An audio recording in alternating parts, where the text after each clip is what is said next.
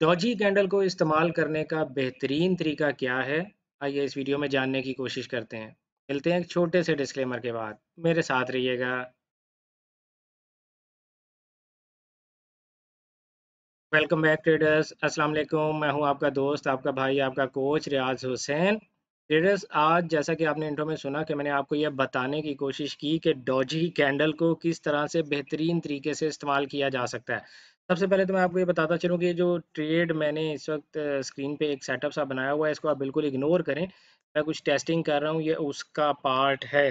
ठीक है, तो कहीं इसको देख के आप लोगों ने कोई ट्रेड एंट्री नहीं ले लेनी है या आपका लॉस भी कर सकता है, क्योंकि मैं प्रैक्टिस कर रहा हूँ अपनी एक ट्रेडिंग स्ट्रेटजी की, तो जिसकी बुनियाद पे मैंने ये ट्रेड ली है। खैर एनीवे, सबसे पहले तो मैं आपको देखें ये बताता चलूँ कि डॉजी कैंडल होती क्या है, डॉजी कैंडल को आपने रीड कैसे करना होता है, और डॉजी कैंडल इटसेल्फ आपको क्या इन्फॉर्मेशन प्रोवाइड कर रही होती है। सबसे पहले तो आप ये देखें कि हमें ये पढ़ाया जाता है किताबों में और ये सिखाया और समझाया जाता है कि डॉजी कैंडल जो होती है बेसिकली वो एक इंडसियन कैंडल होती है। ठीक है, आपको इसकी डेफिनेशन हर जगह पे यही दिखाई देगी कि डॉजी कैंडल जो है वो इंडसियन है, मार्केट जो है वो इंडसियन स्टेट में है इस वक्त। यानी मार्केट ये फैसला नहीं कर पा रही कि मुझे ऊपर जाना है या मुझे नीचे की तरफ आना है, प्राइस ने अप्रिशिएट होना है या प्राइस ने डेप्रिशिएट होना है। ये ट्रेडर्स इस बात को अच्छे से डिसाइड नहीं कर पा रहे होते, जिस पॉइंट पर जाकर वहां पर प्राइस अक्सर डॉजी कैंडल बना दिया करती है। तो ये तो वो डेफिनेशन है जो किताबों में पढ़ाई जाती है और हर जगह बताई जाती है। लेकिन आज मैं आपको इसकी एक ऐसी डेफिनेशन बताऊंगा कि जो आपने शायद पहले कभी ना सुनी हो। देखिए, डॉजी कैंडल को इस अंदाज से आपने कभी भी नहीं पढ़ना कि ये एक इंडसियन कैंडल है, बल्कि ये आपको बड़ी ही हेल्दी इंफॉर्मेशन प्रोवाइड कर रही होती है। थोड़ी देर के लिए फर्ज करते हैं, ये देखें ये प्राइस अप ट्रेंड में चलती चली जा रही है और जाते जाते यहाँ पर आपके पास ये एक डॉजी कैंडल बन गई। डॉजी कैंडल बन गई और इस डॉजी कैंडल के बनने के बाद मार्केट ने क्या किया, मार्केट ने एक छोटा सा पुल बैक लिया और फिर प्राइस ने अपवर्ड डायरेक्शन में अपना सफर जारी रखा। तो जो डॉजी कैंडल्स हैं बेसिकली वो पुल बैक्स को फाइंड करने के लिए और इवन रिवर्सल्स को फाइंड करने के लिए बहुत ही ज़बरदस्त और बहुत ही इम्पॉर्टेंट कैंडल्स हुआ करती हैं।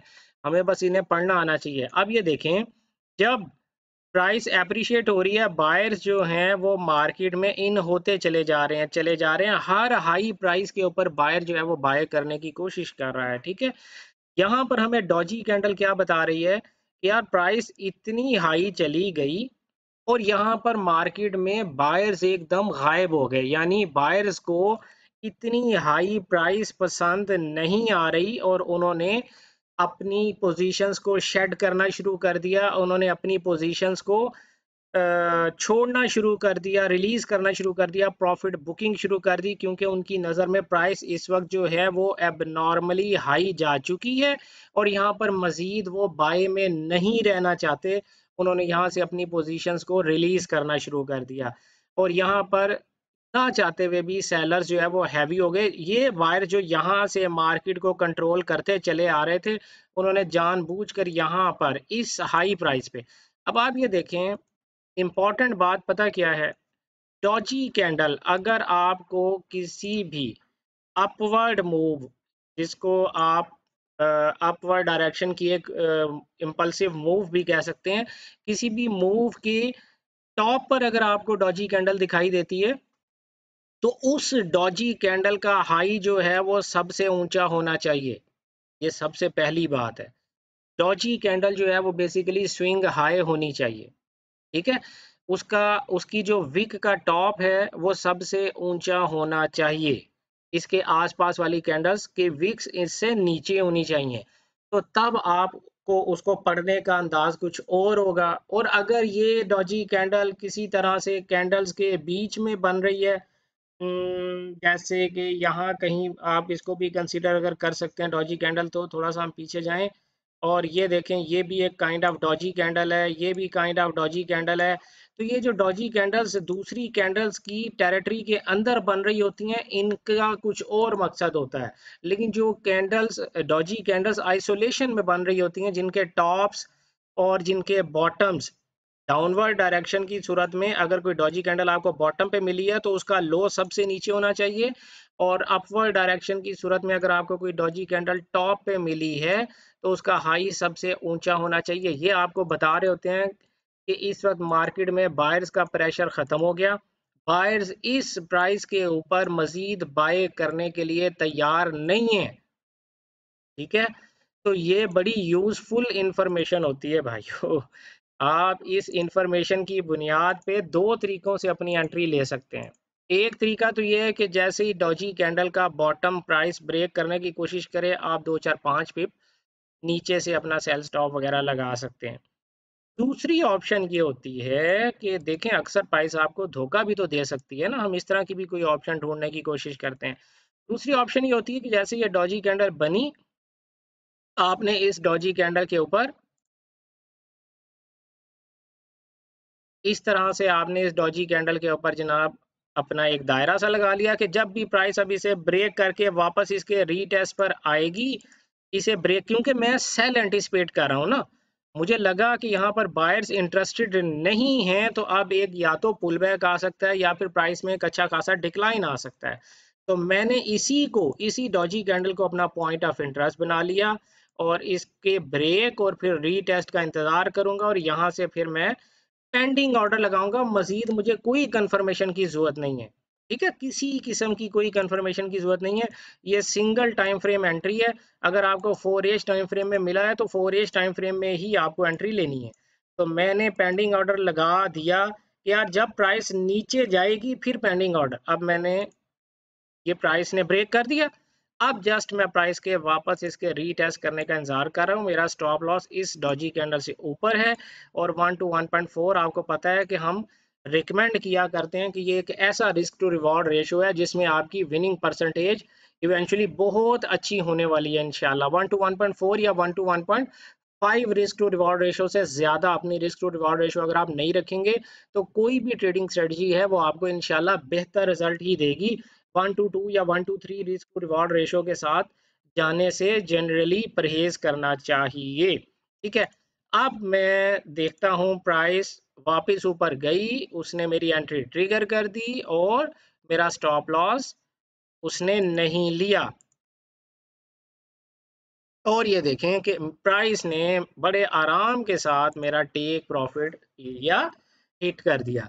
तो आपने देखा कि जो डॉजी कैंडल होती है उसको पढ़ने का कुछ तरीकाकार होता है कि ये इंडिसियन कैंडल नहीं है, ये तो आपको बता रही है अगर आप अपवर्ड मूव के किसी के टॉप पे मिलती है और उसका हाई जो है डॉजी कैंडल का सबसे ज्यादा ऊंचा होता है, तो ये तो आपको ये बता रही होती है कि भाई इस वक्त बायर्स मार्केट में बाइंग के लिए इंटरेस्टेड ही नहीं है, सेल आने वाली है। तो ये तो बड़ी जबरदस्त सेलिंग अपॉर्चुनिटी होती है। अब हम तो एक आध कोई और ऑप्शन देखने की कोशिश करते हैं। मैं भी देख रहा था थोड़ी देर पहले, और ये देखें यहाँ पर क्या हुआ इस सिचुएशन में।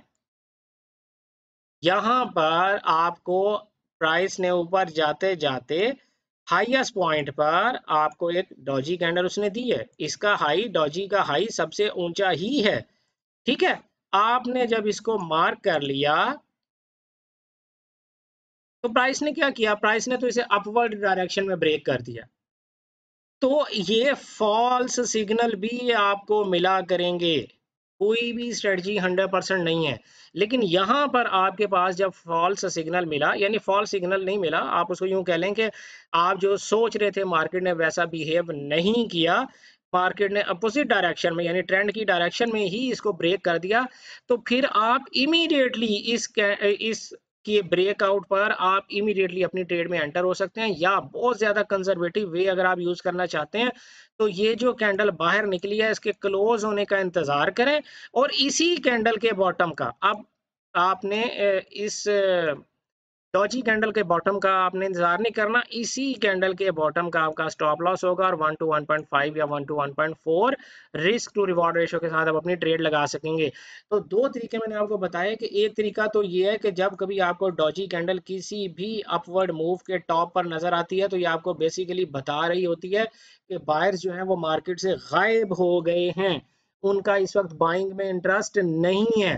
तो कभी कभी ये इंफॉर्मेशन आपको फॉल्स भी मिला करती है, जैसा कि अभी आपने इस सिचुएशन में देखा। यहाँ पर आपने देखा कि प्राइस ने आप डॉजी कैंडल ने आपको एक फॉल्स इंफॉर्मेशन दी है, तो ऐसा भी हुआ करेगा। इसीलिए हमने सेफ साइड के लिए इस डॉजी कैंडल के बनते ही हमने अपनी ट्रेड एंट्री को ट्रिगर करने की कोशिश नहीं की, बल्कि हमने इसके ऊपर एक जोन बनाया अपना, और इस जोन के रीटेस्ट पे हम अपनी एंट्री लेंगे। अब कैसे लेंगे? अगर आपने वीडियो को फॉरवर्ड कर करके देखा है तो मैंने अभी थोड़ी देर पहले बताया कि आप एंट्री कैसे लेंगे।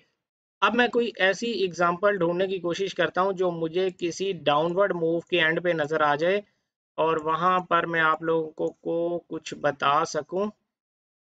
वैसे डॉजी कैंडल और अगर आप वॉल्यूम को कंबाइन करेंगे तो फिर तो आप बहुत ही दुहाई का काम कर जाएंगे।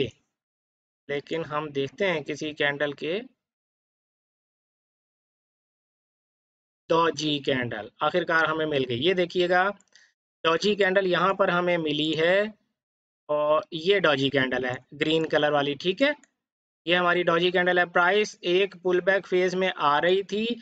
सेलर्स को लोएस्ट प्राइस जब ऑफर की गई तो आपने ये देखा कि उन्होंने मजीद यहाँ पर सेलिंग करने से इनकार कर दिया, और ना सिर्फ सेलिंग करने से इनकार किया बल्कि प्राइस वापस अंदर आके क्लोज हो गई। तो इसी तरह की कैंडल को हम डॉजी कैंडल कहा करते हैं, आपको पता है, ठीक है। तो डॉजी कैंडल जब ये बनी तो आपने क्या करना है?